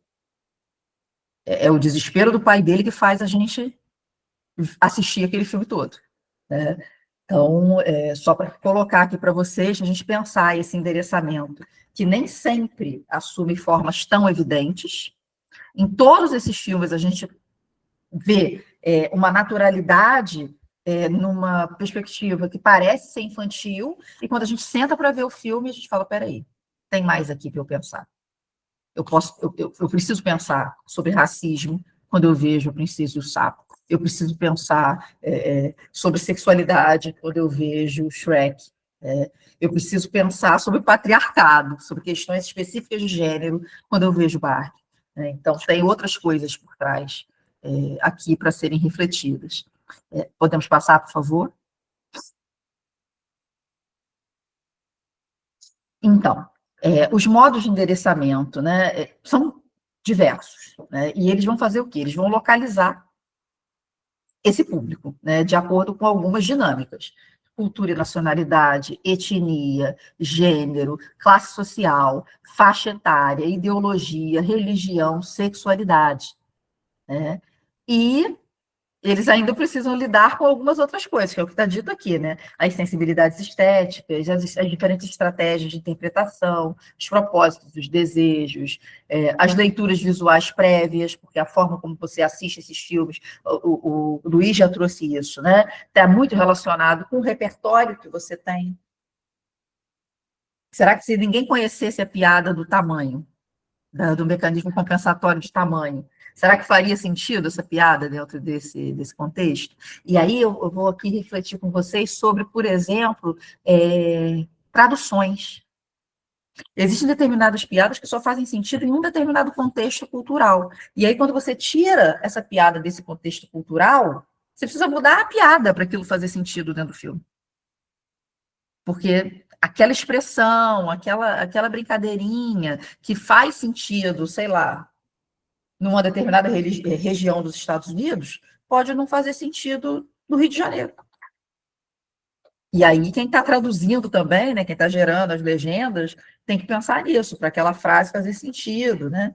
Enfim. Então, podemos passar.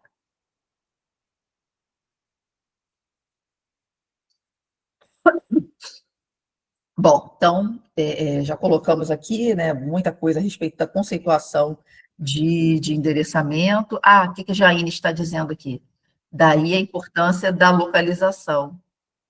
E de ter uma boa equipe fazendo a adaptação do material. Né? Uma equipe que entenda a importância, muitas vezes, dessas localidades, né? Então, os filmes eles são pensados para serem vistos de uma determinada forma.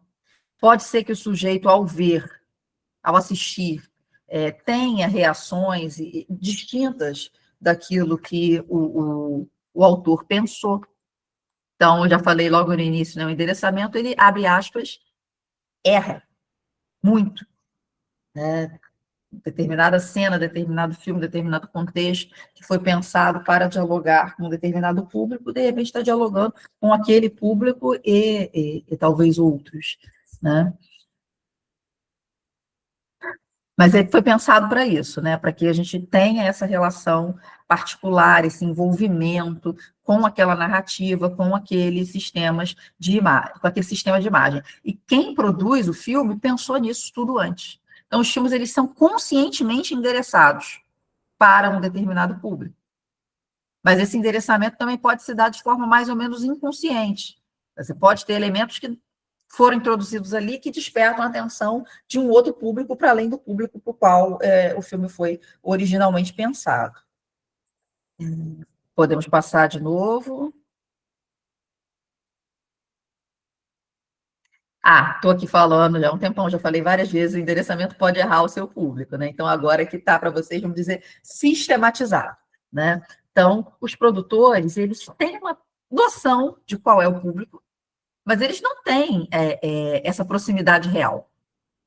E aí, já trazendo vocês aqui para aquilo que a gente vai comentar na aula 4, que é o uso do audiovisual na sala de aula, existe uma diferença muito grande entre o produtor do audiovisual e o sujeito professor que olha o filme, que entende o filme, pensa em alguma coisa que aquele filme tenha, que interesse levar aquele filme para a sala de aula.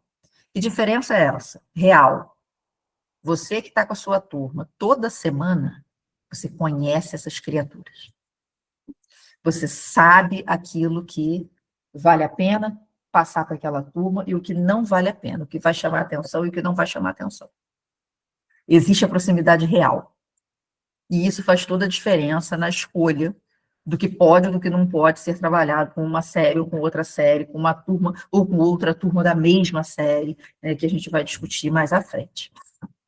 Então, os espectadores reais nunca são apenas ou exatamente quem os produtores pensaram que efetivamente eles são, e eles vão tentar se adaptar àquilo que foi indicado, né? Eles podem ler o filme, inclusive, de maneira completamente diferente à forma como esse material foi pensado, né? De repente, você acha que você está super agradando e a leitura do espectador é uma leitura de oposição. Ele bate o olho e diz, não, não. Né? Então, ele pode se sentir excluído, mas ele também pode se sentir incluído.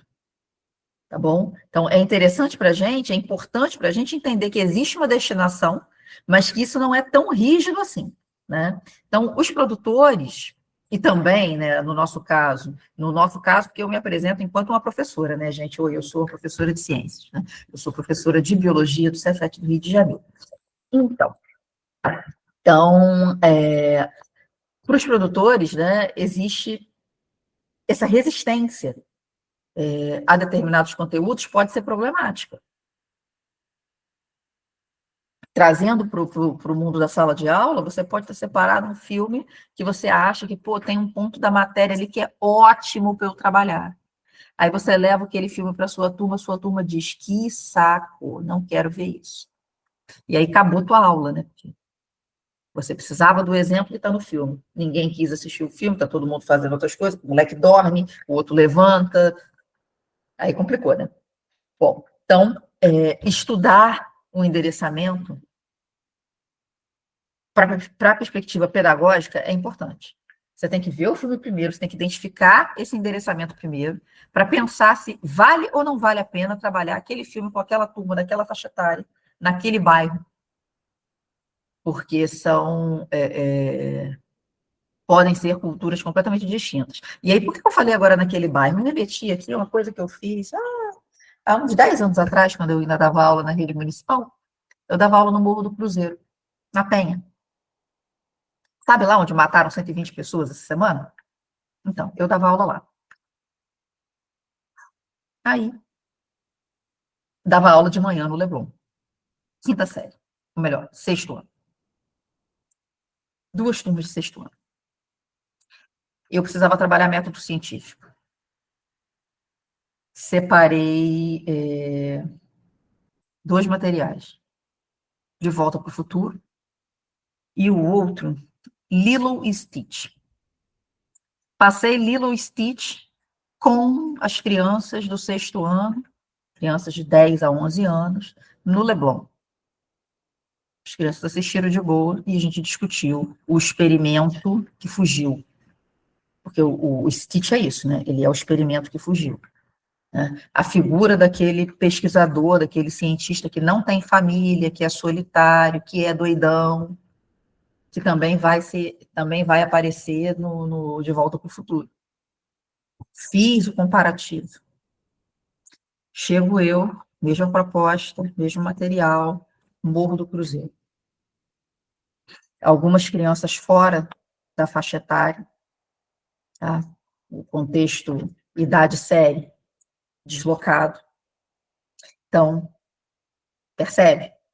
Uma coisa é eu pegar um filme pensado com uma criança e passar para um público de 10 anos. Outra coisa é eu pensar um filme pensado com uma criança que atende às perspectivas pedagógicas daquela série, mas as crianças já têm 11, 12. E nessa idade, 1 ano de diferença faz diferença pra caramba. Deu certo no município? Não deu. Simplesmente não deu. Né? Então, a gente precisa pensar fora o contexto social. Isso aqui é muito, muito, muito bobo para esse determinado grupo, que a vida obrigou a amadurecer mais cedo. Porque eles moram onde a polícia entra e mata 120 pessoas. Não é um condomínio no Leblon.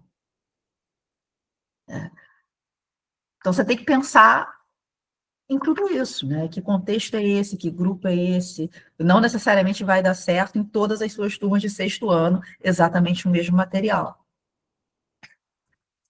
Podemos passar? Então, agora a gente já vai aqui com a perspectiva de aplicações do endereçamento, e eu já começo a me despedir de vocês, né? Que eu já vou passar para o meu colega, professor Wagner. Então, que aplicações são essas do endereçamento? Você tem 2 coisas aqui para pensar. A primeira parte é de quem produz o material.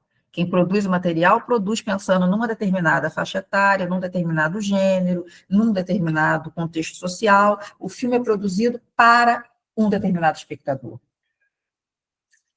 Qual é a outra perspectiva que, para nós, do contexto educacional, é muito cara? Identificar esse endereçamento. Fazer minimamente uma análise fílmica, entender os elementos desse filme, desconstruir o filme, pensar nesses elementos separadamente, para conseguir entender, por exemplo, se eu posso ou não posso aplicar para uma turma ou para outra turma, mesmo que sejam da mesma série. Gente, eu vou me despedir aqui, vou passar para o Wagner. Querido, vai que é tua.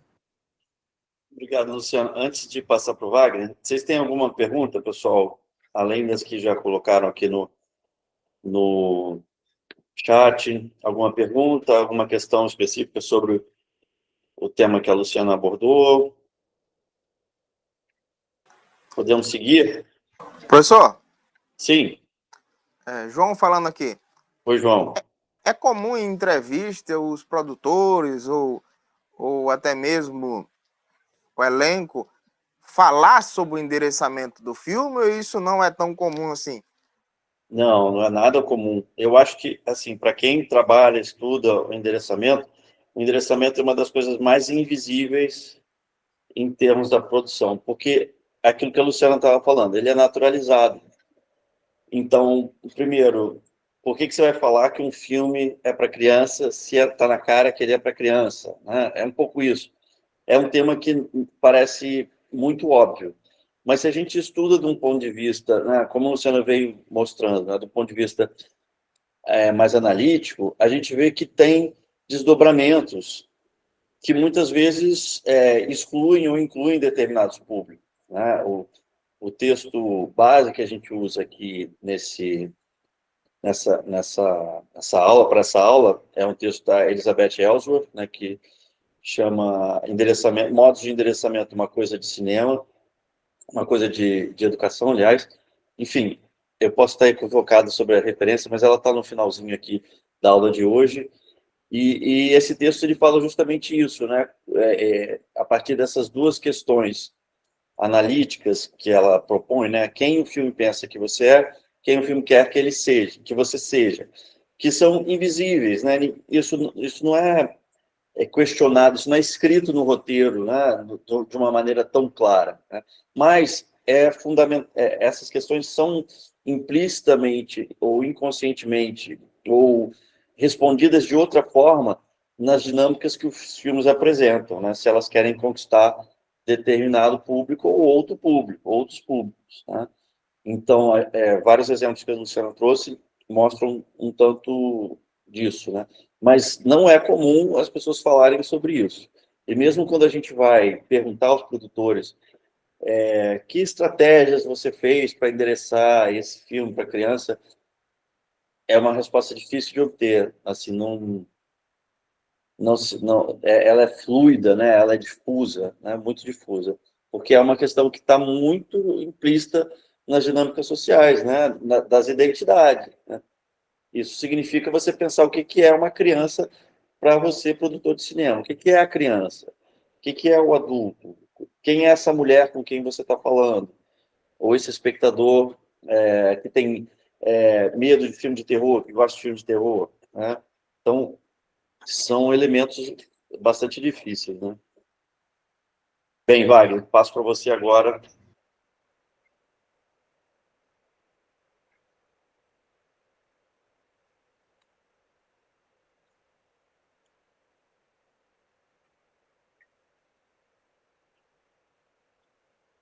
Bem, ok. Eu vou mostrar, na realidade, uma prática que foi feita na UERJ, né? Sobre produção de vídeos educativos numa turma de licenciandos em biologia. É uma pesquisa antiga, né? 2014. Tinha relação também com a tese que eu estava escrevendo. E o trabalho, na realidade, de produção de vídeos foi um trabalho de avaliação mesmo dos alunos dessa turma. Então, na realidade, o tema foi lançado, Corpo Humano e Suas Defesas, Atitudes para uma Vida Saudável, e a turma foi dividida em grupos. Os próprios estudantes se organizaram em 5 grupos, e cada grupo ficou responsável pela produção de um vídeo sobre esse tema. A forma era livre, eles escolhiam o que eles queriam fazer, ou o que queriam falar em relação ao tema, mas esses vídeos precisavam ter um endereçamento para alunos de ensino médio. Obviamente que, para que eles pudessem fazer isso, foi necessário antes, ao longo de uns 15 dias, mais ou menos, a gente entender o que é o endereçamento. Então, na realidade, foram dadas algumas aulas para esses alunos sobre análise fílmica, sobre endereçamento fílmico e outras questões mais, para que eles pudessem montar um filme, inclusive de edição mesmo, porque nem todos os alunos conheciam ferramentas, aplicativos que pudessem ser usados na produção desses vídeos. Como fazer a filmagem, como colocar legenda, ou como colocar uma fala extra, por exemplo, no momento que se colocasse uma imagem no filme, como fazer a montagem. Isso tudo foi ensinado para eles ao longo de uns 15 dias, e aí só depois disso é que foi proposta a produção desses vídeos, né? Bom, dos 5 vídeos produzidos, a própria turma escolheu qual o vídeo que melhor cumpriu a tarefa proposta. ou seja, qual o vídeo que era mais bem endereçado para alunos do ensino médio, explorando esse tema que foi dado, de corpo humano e suas defesas. Obviamente, para isso, todos os 5 vídeos foram passados para a turma ver numa aula, e depois disso é que houve a escolha. E aí, escolhido esse melhor vídeo, os produtores desse melhor vídeo foram, então, entrevistados fora da sala de aula, em outro momento, para que eu pudesse investigar como é que eles tinham construído o endereçamento.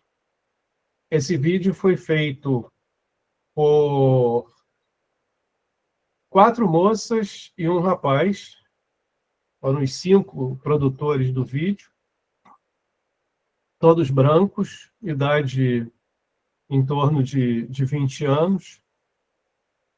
E, durante a entrevista, eles, então, foram explicando como é que eles construíram o endereçamento. Esse grupo, inclusive, já tinha feito um vídeo como trabalho final de uma outra disciplina, e já tinha percebido que o resultado não foi legal. A turma, quando assistiu o vídeo, não gostou, achou ele monótono, um vídeo muito lento, e eles colocaram isso na memória para não cometerem o mesmo erro quando fossem fazer esse vídeo, que foi o campeão da turma, né? Esse vídeo, obviamente, foi exibido para a turma deles, né? Os próprios colegas assistiram ao vídeo. Esses colegas responderam a um questionário sobre o vídeo, mas esse vídeo também foi exibido em outros momentos a alunos de ensino médio, a turmas da 3ª série do ensino médio e de uma turma de pré-vestibular social que existe até hoje lá na UERJ, né? E todos esses alunos também tiveram que responder a um questionário para que a gente pudesse entender como é que eles viram o vídeo, que leitura eles fizeram desse vídeo. Eu fiz uma análise fílmica desse vídeo escolhido e análise do conteúdo da entrevista com os alunos produtores. Análise fílmica para saber, em cada plano do vídeo, o que esse vídeo, na realidade, estava querendo mostrar.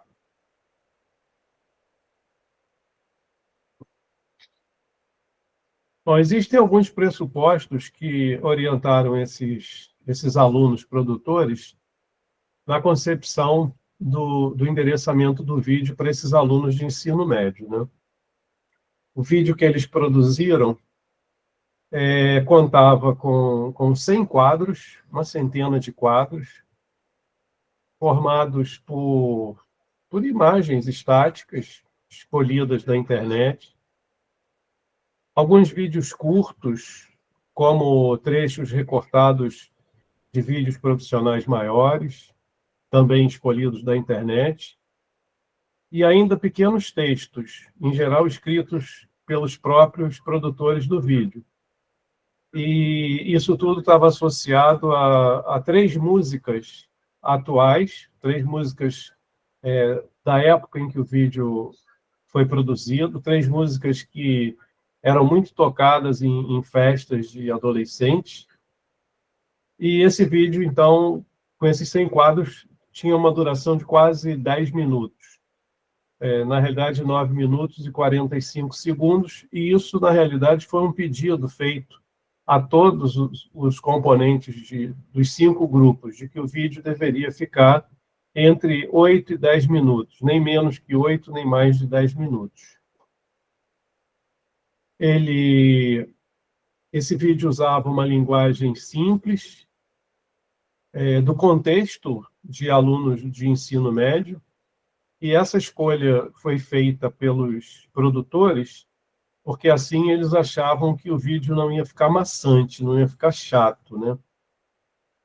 Para chamar a atenção também desses adolescentes, eles escolheram colocar no vídeo fotografias, né, de alguns jovens artistas que estavam na mídia televisiva e, de acordo com esses produtores, autores, a ideia era reforçar, então, o endereçamento, fazer com que eles se interessassem pelo vídeo, até por conta dessas imagens. Tinha uma imagem, por exemplo, de Sabrina Sato, de biquíni, um outro rapaz de novela, jovem e forte, só de sunga, enfim, era para chamar a atenção mesmo, né?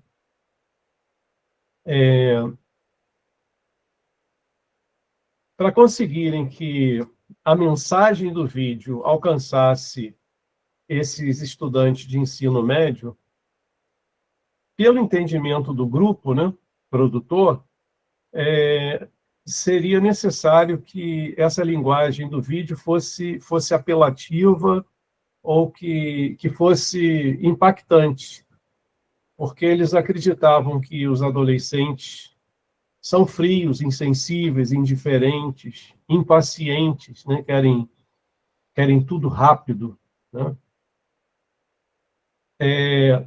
Eles também acham que a maior parte desses adolescentes que iria assistir o vídeo são principalmente do sexo masculino. Teria mais meninos do que meninas assistindo. Embora a gente saiba que no ensino médio costuma ser o contrário, ter mais meninas do que meninos. Os meninos parece que, quando chegam no ensino médio, acabam abandonando e vão trabalhar em alguma coisa e não querem concluir o ensino, né? Esse vídeo que foi escolhido, ele falava de 3 coisas distintas. Ele falava das defesas do organismo, mas num trecho assim muito curto, inicial.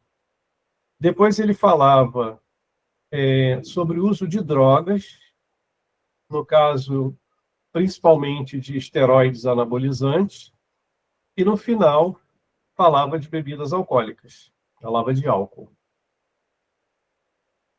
Esses produtores, né, ainda tiveram uma outra preocupação para conseguir acertar o endereçamento do vídeo, que foi a velocidade com que o vídeo era passado, né?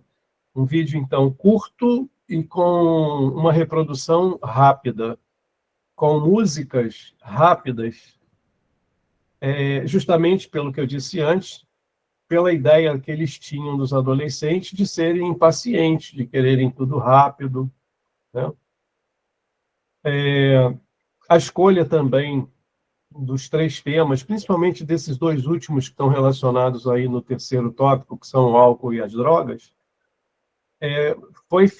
essa escolha foi feita pelos produtores por acreditarem que estaria na moda, né, ter o corpo malhado, sarado, musculoso, né, e também beber bebida alcoólica, que é uma coisa muito comum nos encontros sociais desses adolescentes. E tanto uma coisa quanto a outra estão relacionadas com a necessidade deles chamarem a atenção dos outros para essa integração social. Então, isso tudo estava presente no vídeo que foi feito por eles, né? E como é que esses pressupostos, né, desses autores, produtores, se traduziram nas escolhas dos recursos que foram utilizados no vídeo?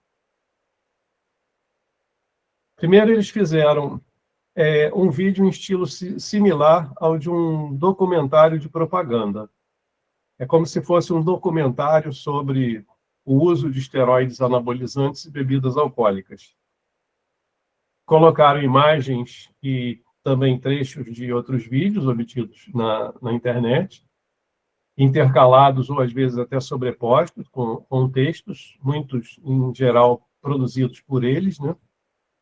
Como eu disse, músicas conhecidas e apreciadas pelos jovens.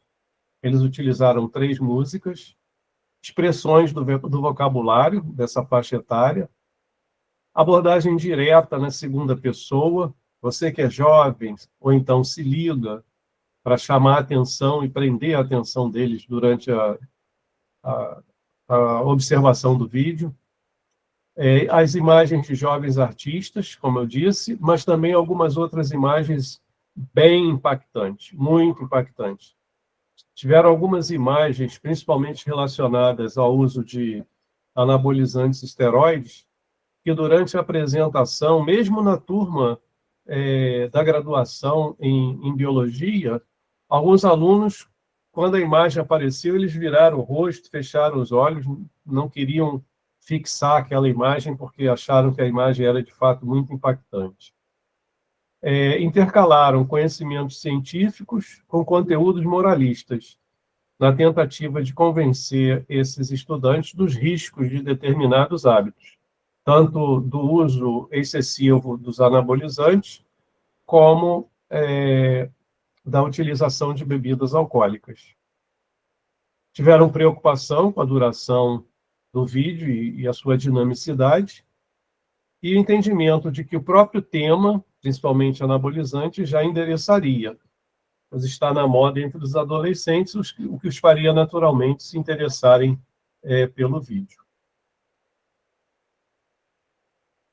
Resultados que foram observados no final da pesquisa, né? Os produtores fazem suposições sobre conhecimento, ideias, atitudes, valores sobre seus espectadores, que podem ampliar ou reduzir o alcance da obra.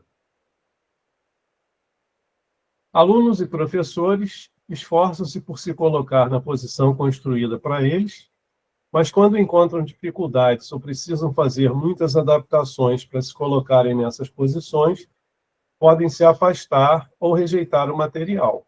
Aconteceu, durante a exposição do vídeo, em pelo menos uma turma de ensino médio, de alguns alunos não concordarem com algumas coisas que tinham sido colocadas no vídeo, rejeitando aqueles determinados trechos expostos.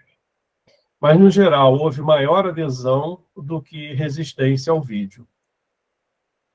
Tanto alunos quanto professores são sujeitos ativos ao realizarem essas leituras, já que buscam relações dessas leituras com experiências anteriores e com o conhecimento científico ou cotidiano já adquirido. E a leitura e compreensão de obras audiovisuais é feita de acordo com referenciais que podem não ser do conhecimento dos produtores, o Luiz comentou isso ainda há pouco, e também dos professores que usam audiovisual. Seria interessante que os professores conhecessem para terem uma capacidade de usar com maior presteza os audiovisuais nas suas aulas.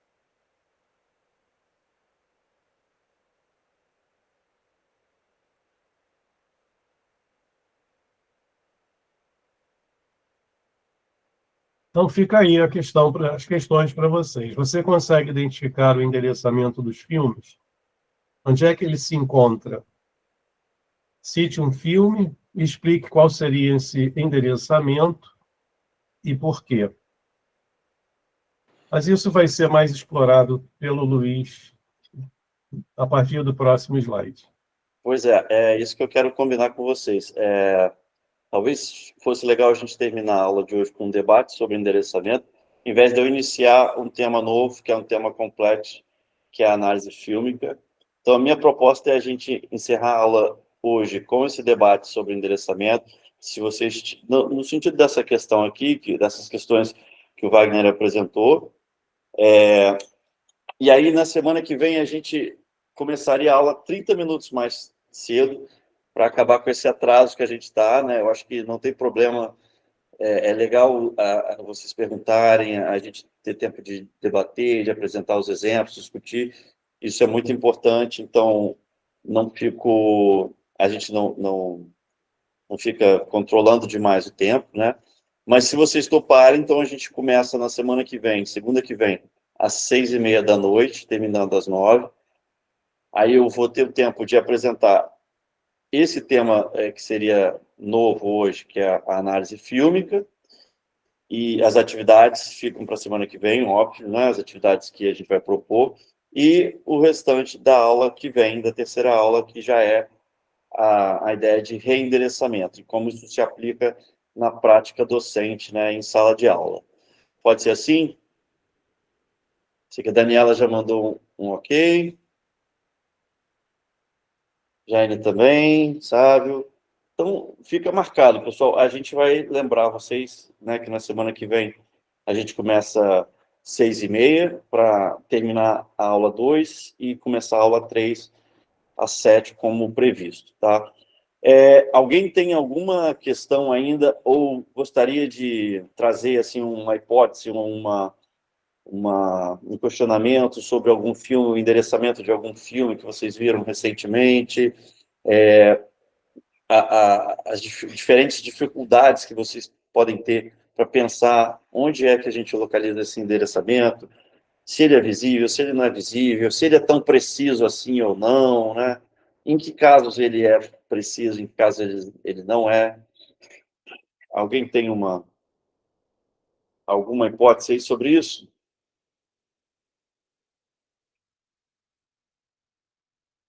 Não esqueçam também de assinar aqui a lista de presença que Maiara e Thaís colocaram no chat.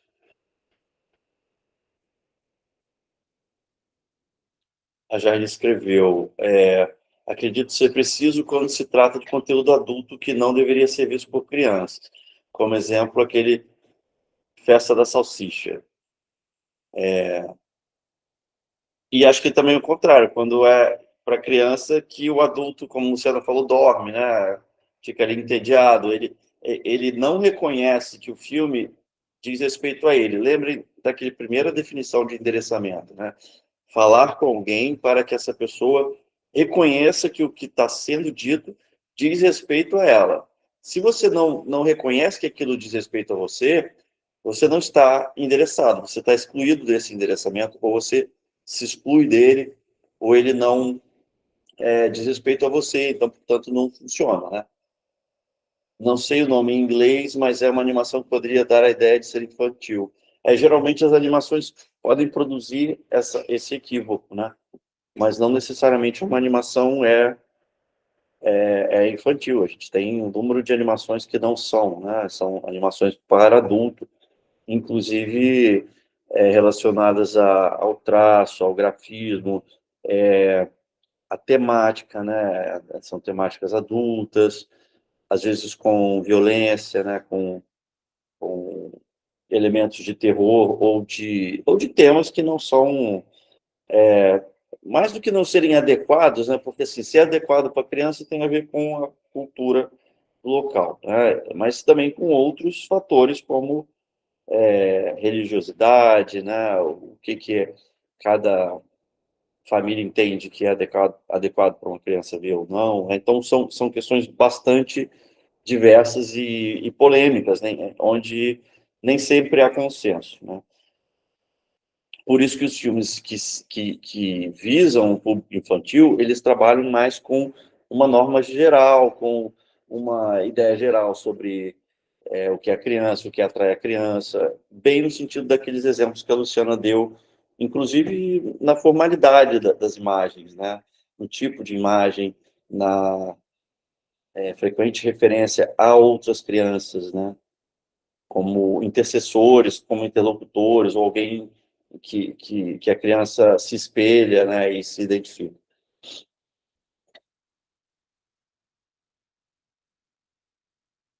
Mas é interessante, assim, que nos exemplos aqui que foram trazidos, especialmente esses outros da Jane, né, que vocês entendam essa dupla face do endereçamento. Por isso que, ainda que, a rigor, ninguém está impedido de ver um filme, né, há elementos que incluem e excluem, né, e os filmes que são muito marcados por um gênero, né, ou por uma faixa etária, principalmente a faixa etária, deixou isso muito evidente, porque seja a criança que vai ver um filme adulto e talvez ela não entenda, e aí eu tenho uma experiência própria, eu com, sei lá, 8 anos, 9 anos, meus pais me levaram para ver, gente, como é que chamava aquele filme? Um filme que ganhou o Oscar, em inglês chama Out of Africa, Entre Dois Amores, um filme antigo dos anos 80.